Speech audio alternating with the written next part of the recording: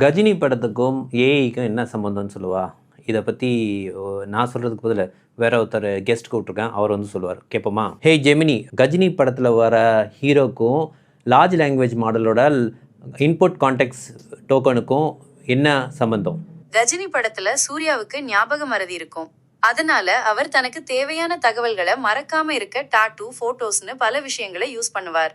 அதே மாதிரி தான் லார்ஜ் லாங்குவேஜ் மாடல்களும் LLM இன்புட் கான்டெக்ஸ்ட் விண்டோவை யூஸ் பண்ணுது. இது ஒரு வகையான மெமரி மாதிரி. நீங்க கேட்ட கேள்விகள், சொன்ன தகவல்கள் எல்லாத்தையும் இது ஞாபகம் வச்சுக்கும். ஆனா இந்த விண்டோவுக்கு ஒரு அளவு இருக்கு. அதுக்கு மேல போனா பழைய தகவல்களை மறந்துடும். ஓகேயா? ஸோ அவ்வளோதான். இன்புட் கான்டெக்ஸ்ட் டோக்கனுங்கிறது அதுக்கு ஒரு லிமிட் இருக்கும். அந்த லிமிட் வரைக்கும் நீங்கள் பேசுறது ஞாபகம் வச்சுக்கிட்டே இருக்கும். நீங்கள் ஒரு லெவலுக்கு மேலே பேசினா ஏற்கனவே பேசின சில இது அது டிஸ்கார்ட் பண்ணிடும்.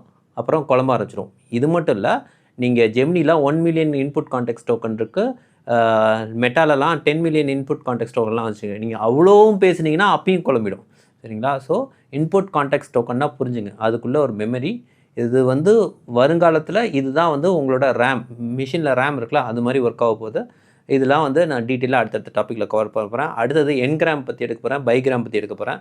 கட்டாயம் இந்த மாதிரி ஷார்ட்ஸ்லாம் பிடிச்சிருந்தா லைக் பண்ணி சேவ் பண்ணிட்டு ஷேர் பண்ணுங்கள். இந்த கமெண்ட் செக்ஷன்லையும் உங்களோட இன்ட்ரெஸ்ட்டை தெரிவிங்க. தேங்க்யூ.